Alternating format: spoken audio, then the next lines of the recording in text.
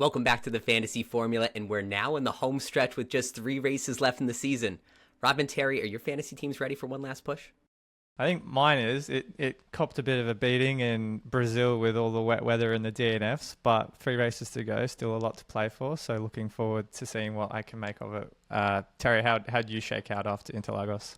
To be honest, mine went the same way as Lando's championship hopes, to be honest, with playing the free DRS chip. But yeah, we breathe for another week, don't we? And we go again. But yeah, it was a gamble that unfortunately didn't pay off in Interlagos. But yeah, lots of lessons learned. So we're turning the page this week with an extra special preview for Vegas because joining us today is one of our favorite presenters from F1 TV. He's a writer for F1.com, and his Bazman F1 team is just 23 points behind Laura Winter for P1 of the F1 Live Fantasy League. And I'm talking, of course, about Lawrence Barretto. Lawrence, welcome to the show.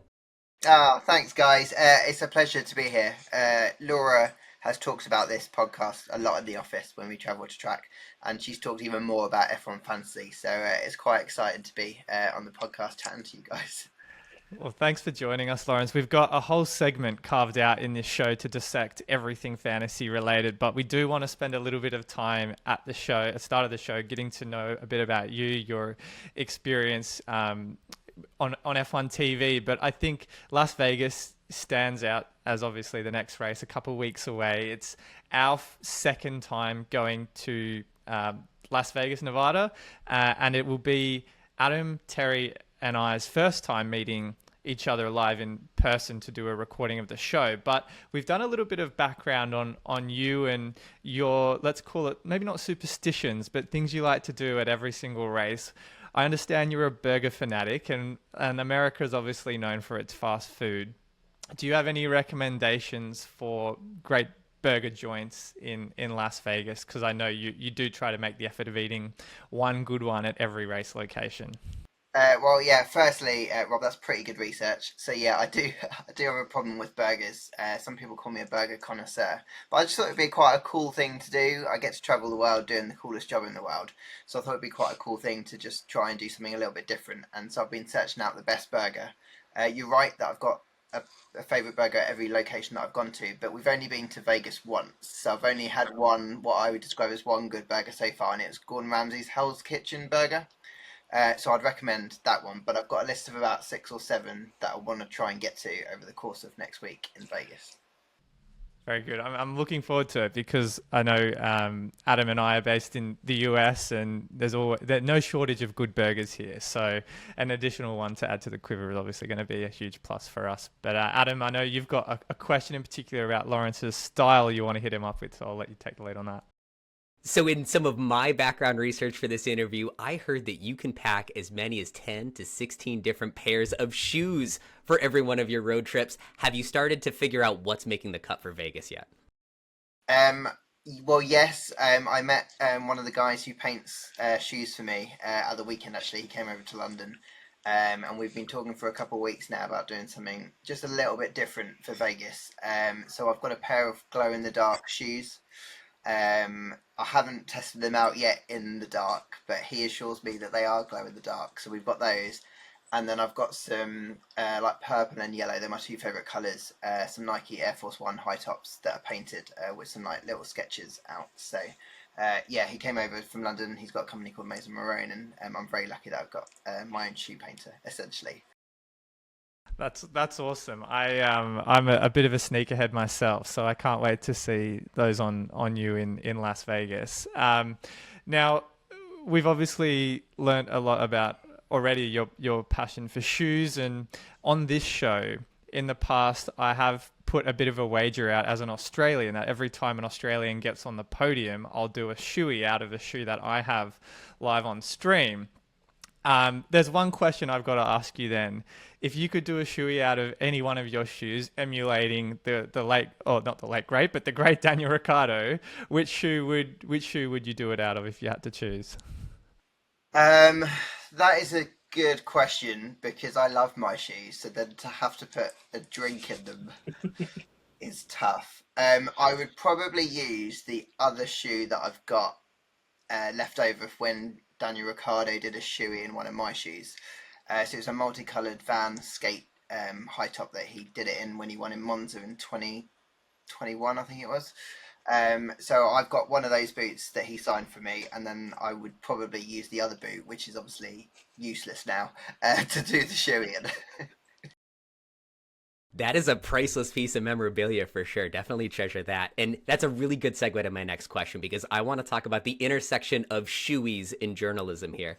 So after Singapore, you had a pretty emotional interview with Daniel Ricciardo, and this was right as we were all starting to realize that his time in F1 might be over.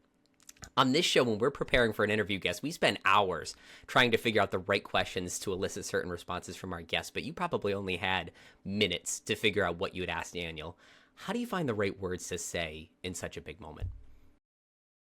It's a good question. There honestly isn't an obvious answer, other than I think I'm quite lucky that I get to talk to drivers, to team bosses, to engineers, to other journalists, to team members every other weekend. And I've done it for 15 odd years. So I think I'm kind of in autopilot in one sense, in that I think once I click into interview mode, something just takes over in my brain, and it can kind of compartmentalize everything that I've seen before, maybe be able to recall some historic moments.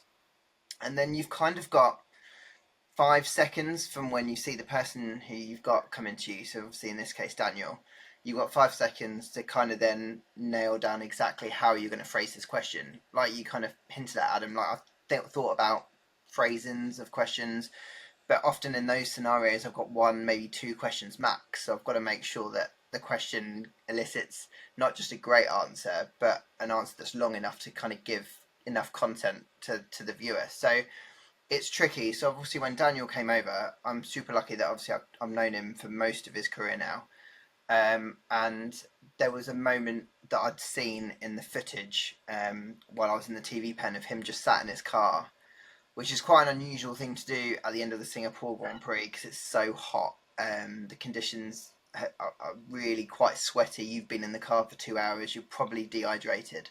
So to sit in the cockpit any longer than you have to, it is deeply unlikely. So I knew that something important was happening then within his mind, whether he was kind of going through his mind. So I just thought that was the obvious question, really, that I wanted to find out what it was.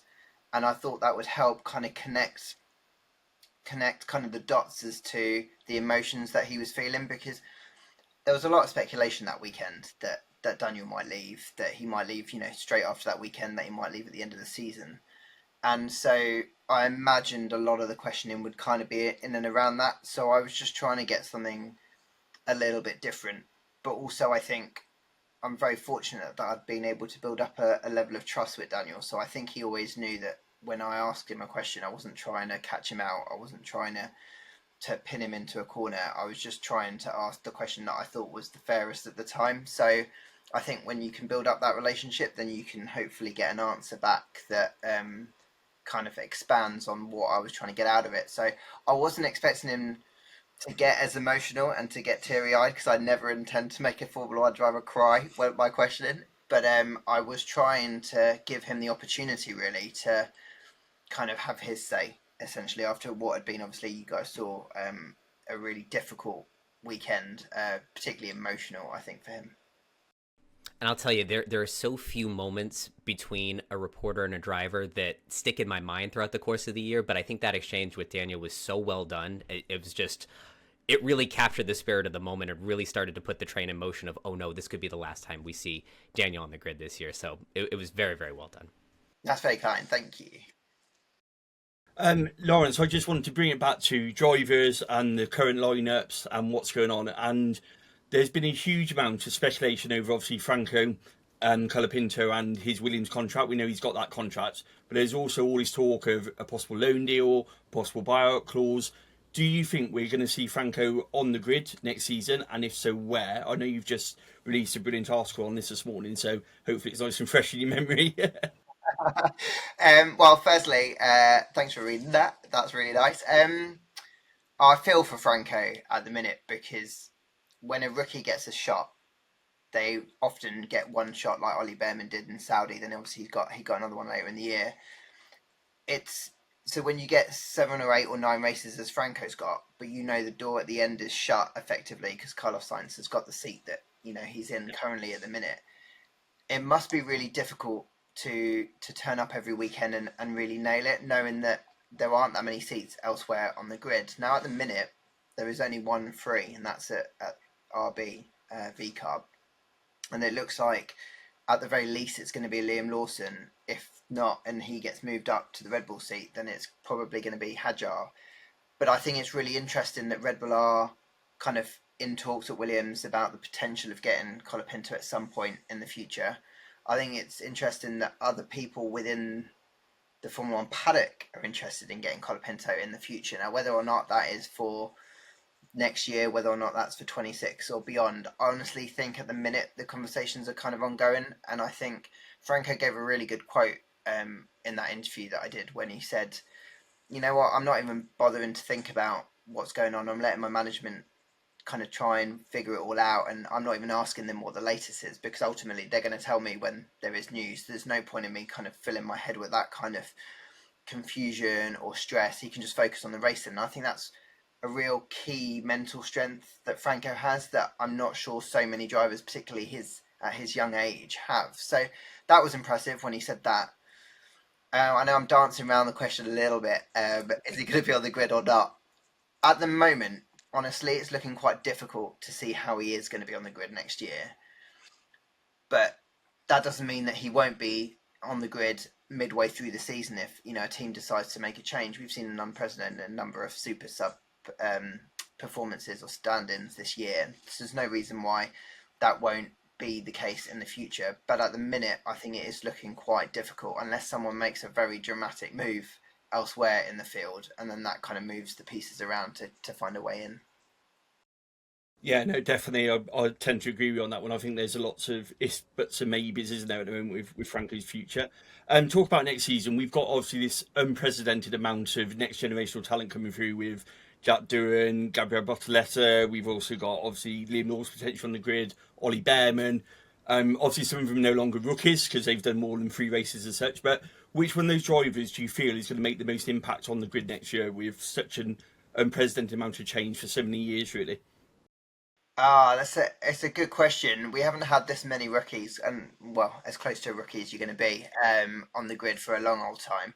I think a lot of it will ultimately come down to the machinery that they've got. I think what Bortoleto's done in F3, what he's currently doing in F2 is incredible, but he's obviously going to go to a team that are struggling at the minute, and as much as I expect them to make a step into next year, to make the kind of step that he's going to need to really show what he can do next year at least, is going to be difficult.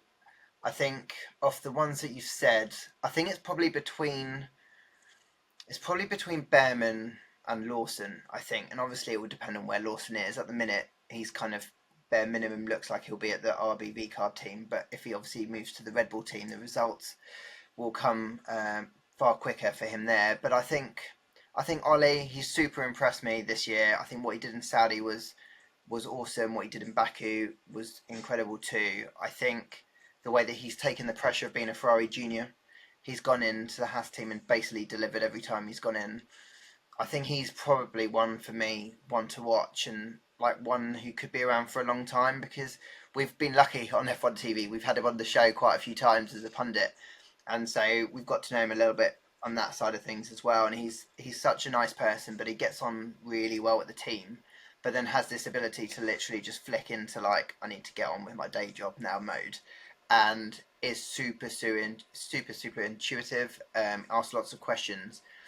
And a thing that I always think makes a successful F1 driver is you only have to be told once about something. So, whether that's you've made a mistake on that long tyre run in the way that you've brought the tyres in, or you've made a steering tweak mistake or something like that. Ollie only needs to be told once. And I think the fact that he doesn't seem to make any mistakes or forget things, and he's been in so many high pressure situations already, I think stands him in really good stead. So yeah, that's a long-winded answer, but I think it's going to be close. But I think it's Ollie who's going to be the one to watch next year. This has definitely been the longest silly season I can remember. Still more decisions to make out of this, so we'll see in the coming months as the rest of the 2025 grid unfolds. Lawrence, I want to start bending things around to our favorite topic of F1 fantasy, because every race weekend you publish qualifying and race simulations, and our community just eats this stuff up. And we're always exploring for insights in that article to help us set our lineups. Could you shed some light on what goes into those race simulations and how you can make some of those insights? So we're really lucky at Formula One. We've got a massive data team who can see all of the telemetry of all of the cars. They've got a good idea of fuel loads that teams are running through Friday practices and Saturday morning practice. They've got a good idea of the tyre life of the car, the setups that they run in, the aero configurations that they're doing. Because they've got such a big, wide data pool, they can essentially work out roughly what every team is doing on any given lap. So therefore, when we're crunching the numbers, you can kind of come up with data that can give you as close as you can to what to expect for the rest of the weekend. Now, obviously, teams make such massive gains from Friday into Saturday. You know, they've got the drivers in the simulators back at the factory. They might have just been doing a lot of tests on Friday, and therefore it skews the data slightly. But it does generally give you the kind of patterns that you can expect over the course of the weekend. And I think that's what I really like about doing that data deep dive, is that we often go into a weekend, or we had done up until this year, thinking, okay, Red Bull's always the fastest in qualifying, Red Bull's always the fastest in the race.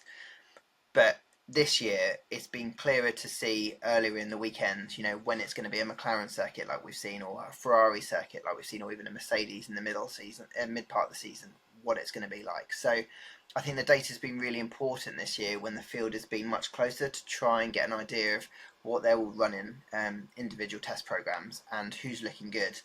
So we tend to use a little bit of pre-weekend simulation data. So that will be a lot of historic data of how the team has performed at that track, and the bulk of the data is then what we've gathered from those 3 hours of running on Friday. So it's about it's not me just crunching all the numbers. We've got a whole team of people who do that. It's my kind of job to kind of work out what we're trying to pull out of that data, and then analyze it in that way. And it can be that we can find out the little mini sectors. So obviously a lap is generally split into 3 sectors that we see on the telly, but we've got software that can break it down into mini sectors. So therefore it's just a little bit easier to see what parts of the circuit a car is particularly strong at, and that helps us develop the car performance data that we have, which shows, you know, when a team is strong in slow corners, medium speed corners, high speed corners.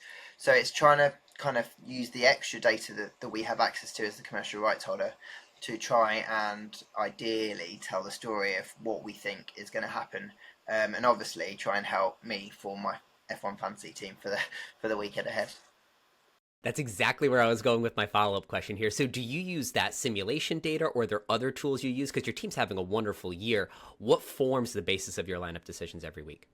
So I had a terrible start to the year, to be honest, and which was irritating because I pushed Jolyon Palmer all the way to the end last year, and Laura kind of was storming ahead at the front, and obviously later found out that she was having a little bit of help on formulating her team, so I had to start taking it significantly more seriously. So aside from using that data that I put together for that Friday analysis, I would just probably spend a little bit more time talking to the people that I do anyway for that feature, about what to look ahead for the weekend. So that'll be sources that I've got within the teams, within Pirelli, the tyre supplier, just to try and build as good a picture as I could of what to expect. But obviously I also get to spend a lot of time with the drivers, so I talk to them after Friday practice on a Friday.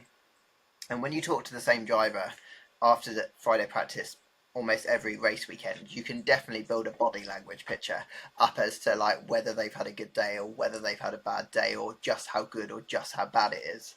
So I'll try and use all of that kind of data that I'm gathering, whether that's quotes or body language or whatever information that I can gather from teams, to try and understand who's going to be strong that weekend and who isn't. Obviously within the confines of the way that F1 fantasy works, which is you can't just pick the best team, you have to work within a budget.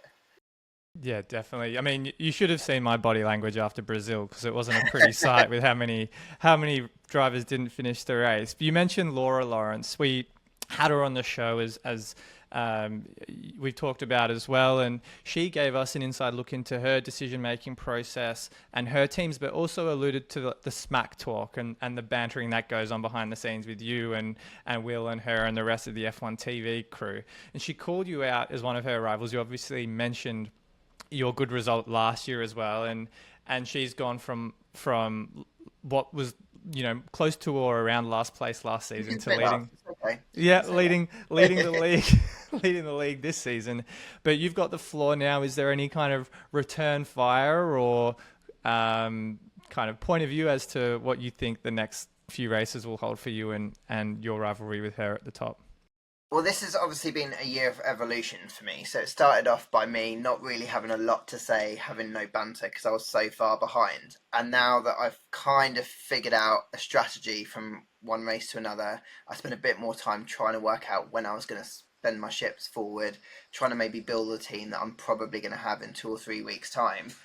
I've been fortunate that I've just got a bit better. I've been a bit luckier in certain times as well. So obviously the closer I got to Laura, the increased smack talk there could be, because I could put a bit more pressure onto her, because I was actually hunting her down. We would talk, or we still do, and we will continue to do. We talk a lot just before the deadline about like, what should we do, what are you thinking, what am I going to do? And we've moved from her not really showing me what she was going to do and me not doing the same to her, to being quite honest, because we're in this spot at the minute where I think it all comes down to money. And so because I've just made a few more fortunate moves in recent times, I've got a bit more flexibility in the moving the top drivers around, whereas she just hasn't quite got enough rigor room to do that. So it's been, I think we're enjoying the battle.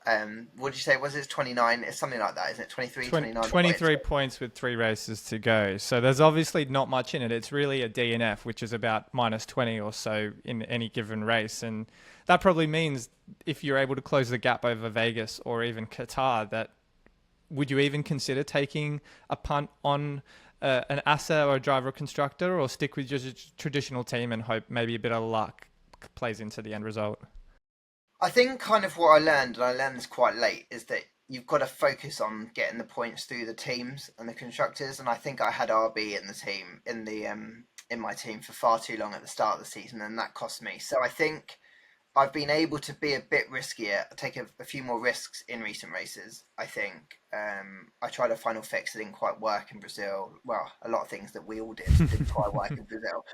But I tried a few things there, and I feel like because the gap is quite small and I've got a bit more wiggle room, I can probably be a bit more aggressive in the final couple of rounds. I've got a couple of chips left as well. But what I have learned is not to go too rogue. So I think it's not worth, like I was talking to Will a couple of races ago, and I think Haas had started off and looked good on Friday. So I think he was thinking of, or maybe he did put Haas in. I was like, no, that's not the way to win the game, because as good as they were looking at the time, they just ultimately weren't going to get the points off, if you took them out, took a McLaren or a Mercedes or a Ferrari out. So I think I'm up for taking risks, but probably not too far risk, because it's so, like you said, it's so close at the minute. Now, I've spent all this time clawing it back, so it'd be gutted to screw it up at the last hurdle. That's wonderful. And Lawrence, in the case of you and Laura and our friend Chris McCarthy, you're all having really, really good seasons in F1 Fantasy. But for those of you that are struggling, maybe you put the game down for a little bit. They've just announced a brand new mini league called the Viva Las Vegas Mini League. And that gives everybody even footing for just one race at the Las Vegas Grand Prix. You can see the prizes on the screen, including a pair of grandstand tickets to the 2025 race. So I think this is a great opportunity to bring more people back into the game. So definitely an exciting new development from the game. Yeah, it's going to be great. I've obviously, I was there last year, and Lawrence, this is your second time as well at the circuit. Do you have any kind of perspective on where an optimal viewing experience might be at the track? I mean, I'm assuming you're usually in the same seat or same spot you are for most races, but do you like any particular vantage points at the track? Obviously, the starting grid is obviously a very popular place as well. Yeah. So I didn't get a chance last year to spend much time trackside and to check out all of the viewing spots, but the ones that I did do when I was filming like a pre-weekend video was a lot of it was along the strip. So we have from have a camera viewing spot in the Cosmopolitan Hotel, which is right at the bottom off the strip, the end of the 2 kilometre odd straight, and that's a pretty cool view, kind of looking down as the cars are coming towards you. My general impression of being in Vegas was that all of the spots, wherever you were, whether you're eating dinner, overlooking the circuit you're lucky enough to have a room overlooking the circuit, or you're in a grandstand seat, all of the spots were pretty cool to see the cars under the lights. I think fundamentally that's what I love about Singapore. I think Formula One cars under floodlights at night look great. I think you get a better idea of the speed as well, for whatever reason, through that, especially on a street circuit like Vegas. So I think, generally speaking, if you've got a spot anywhere around the circuit, you're going to get a cool experience of what it's like to race around Vegas. But the higher you can get, I think, for me personally, the better the view is, because you just get to see so much more, and you get to see the sparks, and you kind of get to see the real speeds as well of the cars.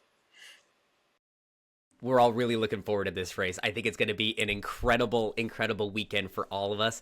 And this is a great segue into our winners and losers segment, because this weekend, Max Verstappen has the chance to clinch the World Drivers' title, and he is our biggest winner from Brazil. And this was an outstanding race for Max. He started this race P17 and became the first driver since Kimi Räikkönen back in 2005 to win a Grand Prix from P17. He won his first Driver of the Day award since Belgium 2023, and he didn't just set the fastest lap, he set the 9 fastest laps. And so all told, his 77 fantasy points were an all-time record for a driver in a single weekend. Lawrence, where would you rank this drive from Max in terms of the best that we've seen in recent years? Well, I think honestly it's one of his best ever, if not the best ever drive that he's ever delivered, I think, in Formula One. I think he's had a really difficult season. That last win before that one came way back in Spain in June. He's really not had to face this kind of unpredictability heading into a race weekend for a long time, not in recent memory anyway. I think the way that he didn't let his head drop, I know that the night before he wasn't particularly optimistic about his chances in the Grand Prix, so I think that makes it even more impressive. I think the early work that he did making those passes up towards the top 10 within 10 or 12 laps was impressive. I know that he was fortunate in some ways with the timing of the red flag and things like that, but I think often you make your own luck, and I think every move he made in that race was impressive. He didn't want to waste any time while he was out there. I think that in those conditions, as we saw, it was difficult simply to keep the car on the track. He was also in a car that hasn't really been performing in the way that he wants it to. He hasn't felt super comfortable in it for a long old time. So I think the very fact that he was able to kind of control it and maneuver it in a way that allowed him to come back and win that race, marks out as possibly his best ever win, and one of the best we've seen in a very long time. Yeah, truly a great result for Max and Interlagos. And I do agree with you, Lawrence, with that sentiment on it truly being his best race that I've seen in the few years that I've followed Formula One. But I guess on the other side of the coin, we have a driver, Nico Hulkenberg, in F1 fantasy terms, had an absolutely catastrophic weekend, minus 42 points. And that was, I'd say not really a fault of his own. The DNF in the sprint race, and then being disqualified when the marshals came out to push his car, resulted in a black flag for him. That minus 42 is a record in F1 fantasy, and Hulkenberg, after his DNF and disqualification in Brazil, is not just, he doesn't just hold the largest or lowest score in F1 fantasy, but also the third lowest after his disqualification and DNF in Monaco, where Haas had that chaos. Now, Hulk's been kind of woven into the fabric of the midfield drivers. He's in the top 10 in the championship in a car which many in heading into the season didn't think would be competitive at all. Despite that disappointment, do you still think there's much hope for Hulkenberg heading into the last few races of the season? I still think it's worth, if you can kind of maneuver your team around it, to have him in, because I think he's had a lot of high points this year, but he is a really good example of, I think he's a risk or reward kind of driver. So I think the very fact that you said he's got 2 of the 3 lowest scores of the year, I think means that, is it worth, say, gaining 2 or 3 or 4 or 5 points by having him in, because he's going to be strong and he's going to be competing for P8 P9, P10 on the road? Is it worth going for those points and risking the potential minus 42? And it's difficult because Haas are performing really strongly at the minute. They've got a car that arguably is the top of the midfield at most circuits now. And I think if they have a strong Friday and they get the setup right, I think they're a contender to get both cars in the top 10. Their problem, I think, is that they don't seem to have, or specifically Nico, doesn't seem to have that kind of bulletproof consistency. So I think it's whether or not you need to, if you're kind of fighting your mates and we're talking 5, 6, 7 points in it, then maybe it's probably not worth the punt. But if you're maybe 40, 50, 60, 100 points behind, then maybe you probably do want to take a punt on a Nico, because I think he can have highs. I think he can have that. He has got the capability of having that good weekend. You're spot on there. His only DNFs this season have been on the 2 weekends, the Monaco and the Brazil weekends, where he's also been disqualified. So it is very much an outlier when you look at the rest of his season. He's had 6 races so far, points of 10 or more, and I think we could totally see that in fantasy with 3 races remaining. All right, gentlemen, let's move on to our Fifth Gear Garms contest question. So for anyone who's just joining the show, head on over to the FanAmp app, select the Fantasy Formula base, and tell us which of these blackjack constructors, either the red Ferrari or the black livery of Mercedes, score more fantasy points this week. So we know Mercedes outscored Ferrari at Interlagos, but unless we see another DNF, Lawrence, I think Ferrari has the advantage this weekend. What do you think? Yeah, I think so. I was really impressed by how strong Ferrari were last year. Obviously saw Charles have that real great battle with Checo towards the end. Carlos would have been in the mix as well had he not obviously had the incident with the drain cover earlier in the weekend. So I'm expecting Ferrari to be really strong in Vegas. And I think it will be too much to ask based on history at the track last year and current run of form. Interlagos aside, essentially, because it wasn't really a fair representation of current performance. I think it would be difficult to see Mercedes usurp Ferrari. I think Ferrari are on a great run at the minute, and I think they're going to be ones to beat in Vegas. Terry, I see you're wearing your Mercedes shirt today. You're usually the contrarian of the group. What do you think?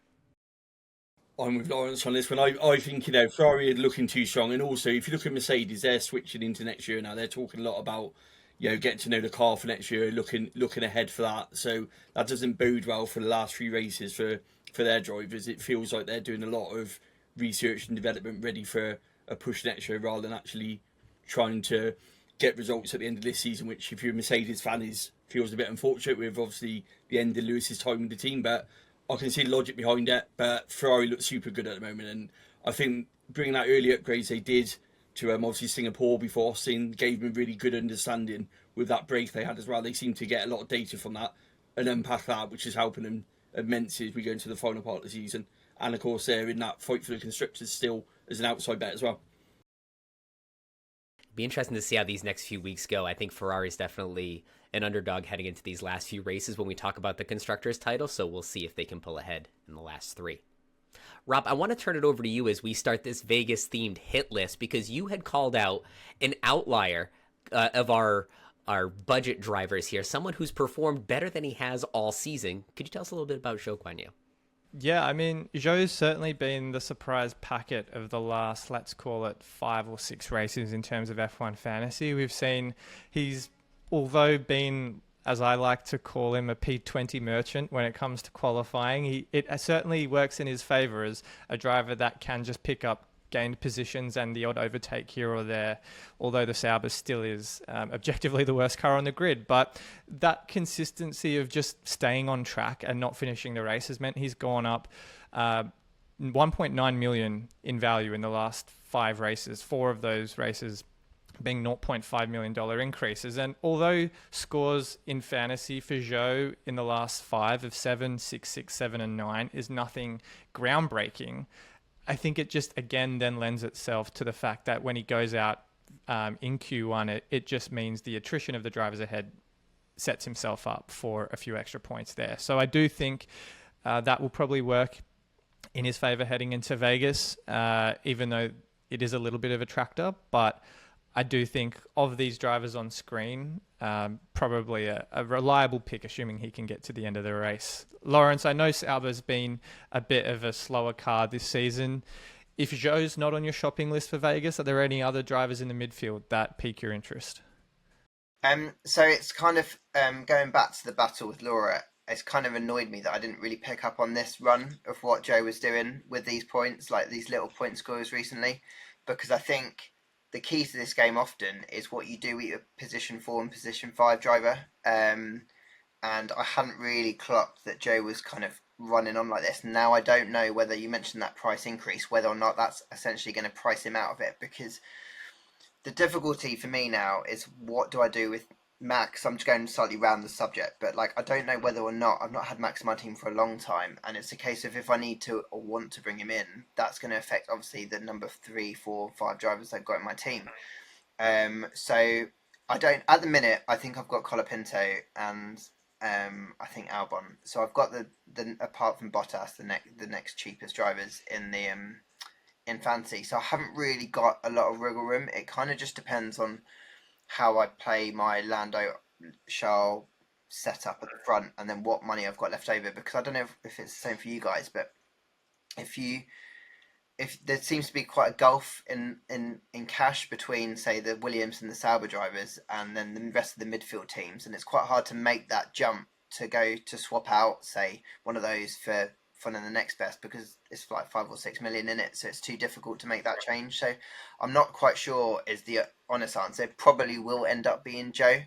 But then having said that, I need to have a differential to Laura, so I don't know. I need to go and spend some time working out what I'm going to do. The stunner for me on this slide is that Zhou's outscored Fernando Alonso over the last 6 races. So definitely a turn of fortunes for both Zhou coming from the bottom up a little bit, and then Fernando, who was one of the top fantasy assets in the whole game in 2023, to see him struggling the way he did. Hopefully we can see some returns from Adrian Newey soon in 2025 for that Aston Martin team. Just one point on Fernando Alonso, Adam, that before we jump into the next section, he's at 15.1 million. So if he goes down again in price, because he's dropped in every race for the last 4 races, he'll be a C-tier asset. So anyone that can afford Esteban Ocon might also actually be able to afford Fernando Alonso. He hasn't been the most consistent this season in fantasy terms, but you never know, it could be another differential that Lawrence has alluded to for people with higher budgets. Yeah, Aston Martin are so difficult to read at the minute, though, aren't they? In terms of like their pure performance, and I think you've got the Fernando factor, so like he can do things with that car that almost any other driver couldn't do. But it just to get the points in fantasy, he doesn't seem to be scoring that well, does he? It's definitely been an odd run for Aston Martin. Fingers crossed that they can correct things soon, because we want to see them back in that upper midfield, but it's been a tough couple of weeks for them for sure. Now, for our second topic, I want to talk about the one race history that we have from 2023. You can see Max here with his Elvis-inspired race suit taking home the win. And there was action just all up and down the grid. There wasn't a lot of hope going into this race that the Las Vegas Grand Prix would be exciting. But you can see on the screen here is 181 overtakes over the course of the race. One of the most thrilling events of the season. Lots of battles for first place between the Red Bull duo and Charles Leclerc. Ended up being one of the best races for me. Do you think we can see another exciting Las Vegas Grand Prix this year, Lawrence? I can't see why not. I do remember heading into that weekend, people were actually considering the fact that it was going to be a very unexciting race. I think they had looked at the circuit, they'd looked at the simulations that they'd done themselves, and I think they were thinking that overtaking was going to be difficult, that there wouldn't be the kind of scope to use strategy to overtake. And then, like you said, 181 overtakes is frankly extraordinary, and I don't really see a reason why we wouldn't see the same kind of race this year. You've got the unpredictability of it. They've only got 1 year's worth of archive data to kind of call back on. The very cold conditions make it very, very tricky for the teams, and it's going to be much the same again this year. You've got 4 teams that are super, super close to each other at the top of the field, and then you've got a midfield that are super close. So actually the context and the makeup of the field this year is much tighter in those individual battles, and I think when you add that to an unpredictable circuit in conditions they're not used to driving in, very, very cold conditions, I think we're on course for another crack. I hope I'm not jinxing it there, but I can't see why we wouldn't have another great race this year. I want to follow up on the concept of a jinx for this race, because on this show last year, Rob had mentioned that two drivers had never completed every racing lap, and at the time it was Verstappen and Lando Norris. Lando famously DNF'd that race, so we wondered if our show jinxed Lando. Now, there's only one driver left that's completed every Grand Prix lap, and that's his teammate Oscar Piastri. Do you think we can jinx both McLarens in consecutive years, or will Oscar have a clean race? I mean, that would be desperately unlucky if you do that. I think Oscar's had a really, really good season this year. I think obviously he's won 2 races and has pushed Lando hard in a number of them. I think recently he's had a couple of weekends where he's not been too happy with the car. He's kind of moved his standards up even higher. And I think he's got a bit frustrated that he hasn't delivered the kind of level that he thinks he can do. I think it's going to be tough to push Lando, obviously, because of the way the championship is set and they need to put all their eggs in the Lando basket. But I think that Oscar's performing at a way that if he can kind of hit the ground running in FP1 and have a smooth session through into FP2, then he can generally have a good weekend. It's when he doesn't have that smooth FP1 session that he's playing catch up a little bit in FP2, and then he obviously, because he's trying to just learn a little bit more about the circuits, he's only done all of these at least once, so he just needs a little bit more time to settle in. So yeah, good start to the weekend, and yeah, I think he can be right in there because I think McLaren will be a good car around here. It's sensational for how tough Oscar races. He typically avoids getting tangled up with other drivers, so it could bode well for him this weekend too, as far as finishing the whole Grand Prix. And that takes us now into the Fan Amp Pick of the Week question. We had alluded to it earlier. Max Verstappen can clinch his 4th driver's title in Las Vegas. Gentlemen, do we think he'll do it? Quite yes. I'll go first. I think he will. Yeah, I think Max is in that run of form, and I think he's going to be looking to put that performance and seal it before the sprint weekend. Obviously that relies a bit on where Lando finishes more than I think Max winning in terms of the points difference. I think he needs to be ahead by 60 points when he leaves the weekend. So I think it relies a bit on possibly Lando not being as high up. But yeah, I think he's got what it takes, definitely, and the way he's driving, he's going to be absolutely buoyed by what happened in Brazil, I think. Yeah, I think that's a really interesting point. I think the confidence that he'll bring from Brazil could be the determining factor in Vegas. I think that he probably was thinking or bracing himself for a showdown in Abu Dhabi, the way that the races had been running up until Brazil. And then I think the way that everything kind of came to him almost in a near perfect way in Brazil will help his confidence. But also, I think Red Bull very slowly are making gains with that car. I think he'll be comfortable and hopeful that the Vegas circuit will suit him and the Red Bull. Hopefully, for his case, it won't be too bumpy, because I know that will be problematic, obviously, for them. I think it's difficult to see how Max won't win the championship full stop this year. Will he win it in Vegas? I think he's got a good shot, because I think he's just got to finish ahead of Lando, and he's got a good shot of doing that. So unless something dramatic happens, I'm difficult. I can't see it not happening in Vegas. I think this might be the way it's going to be.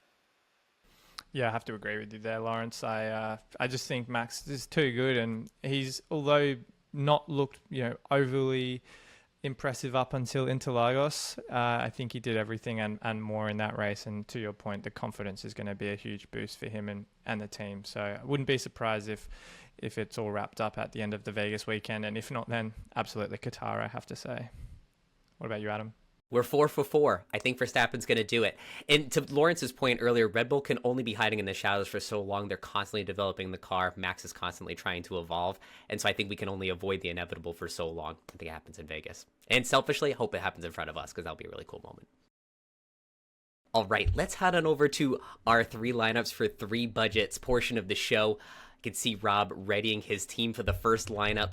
Let's talk about 124 million, Rob, because this is where you can start to run either Verstappen and some better midfield drivers, or a double premium driver in the case of maybe a Leclerc Piastri. Where should we start? Yeah, I mean, that's a great point. And Lawrence, obviously, you mentioned before, dealing with the conundrum of whether or not Max Verstappen is must-own. I think his score in Brazil looked, I think, even better than normal because it was a sprint race weekend, so a few more points on the table there. But I think, Adam, why don't we start with the constructors, McLaren and Ferrari for now, because I do think they are the 2 best value for money assets in the game as of right now. Adam, are you leaning towards Max and 4 reliable midfield drivers or are you thinking the kind of classic Norris Leclerc or Norris Piastri, and then fill out your team based on what you've got available? To me, it depends. If you're sitting on 124 million in budget, you probably need to make a big splash this week. You need to get some points in from unconventional places, and I think a Max and 4 midfield drivers could do that for you, because if he clinches the the driver's title this week, I think driver of the day back-to-back weeks is in the cards. He could do it with a few overtakes, and he could be a surprising source of points here.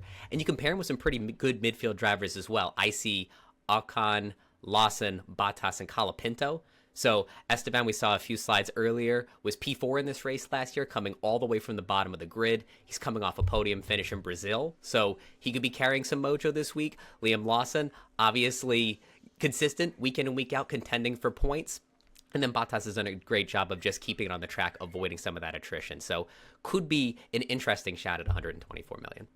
Yeah, I really like that. And I think with the overtakes as well from before that we had last season, that mammoth number, I think it was second among all circuits behind the Netherlands in 2023 with that wet race. But I do like the idea of kind of more reliable midfield drivers. And if we see as many overtakes, I'd expect most of them are probably coming from the constructors between P5 and P10. So I think that's a nice little differential lineup. But if we kind of moved into the next budget grouping, which I think, Lawrence, is probably more where your team is. Adam, do you want to start us off with the drivers? And I think maybe we'll get Lawrence to opine on kind of what his team's looking like as well. Sure, yeah. The next budget tier is 128 million. And Lawrence, to your credit, you're at 129 million, a little bit higher than me, and a little bit higher than Rob and Terry too. So yeah, you might be holding court on this one. So there are a few options here. The traditional lineup would be McLaren and Ferrari with Norris and either Leclerc or Piastri, Zhou, Bottas, Colapinto. You might be able to afford Albon in there depending on your budget and your taste for a little bit of risk. Albon's had DNFs in 3 of the last 4 races, but clearly that can't keep happening. He's got a lot of talent in that Williams. So that's the most traditional lineup. And then if you were to flip to a Verstappen lineup, it would be Max, double Haas, Gasly, Bottas. So you'd have a stronger midfield with the higher upside of Verstappen. Lawrence, as we lay some of these things out, do you feel like you're going to stay in that pocket with the double premium driver, or go rogue? Because I think you still have your wild card to go into Max in this strong midfield group. So I do still have my wild card, and I really would have loved to bring Max in, but the scenarios you've just played out, I can't risk only having one top line driver. I think it's too risky, because what if Hulk, has another weekend like he had in Brazil, or what if Ocon doesn't deliver the kind of performance that he was able to do? I'm probably more inclined, I think at the minute I've got Lando and Charles, so I'm probably more inclined to stick with them. And then, but then, that's all I've got left, right? I've got to pick between the three of those 4, because Albon, Zhou. Well, no, I can't do that. So I can do Colapinto, Bottas, and Zhou. You may have slightly more budget than this team I've got on screen, so you may be able to squeeze in Albon. But at the same time, it's kind of like you're choosing from the bottom of the barrel. So yeah, we're talking like a point or two, aren't we? Here, that's probably in the grand scheme of things going to make the difference. I just can't. I do think that we might see some shocks, as in we might see some people go out in Q1 like that we're not expecting, and then that kind of plays to the opportunity of some drivers who are out of position doing well and maybe getting some overtake points. I don't know. I don't really know what to do. Whether or not I can mess about with the teams. What do you guys think about trying to put Red Bull in, or do you think Checo's run of form means it's not worth doing that?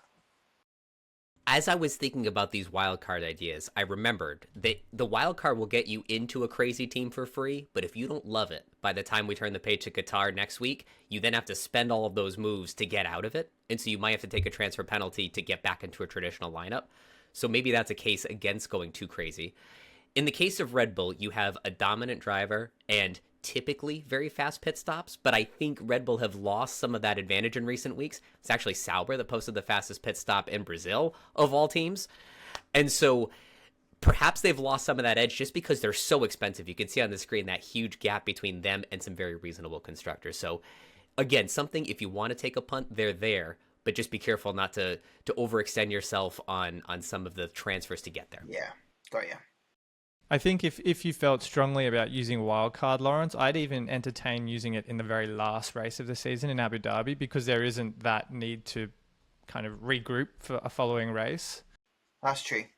But that makes sense. That's if you're needing to take a risk to catch Laura or extend your advantage, whatever the situation may be. But I think your foundations of Lando, Charles, Ferrari, and McLaren are a nice starting point for Las Vegas.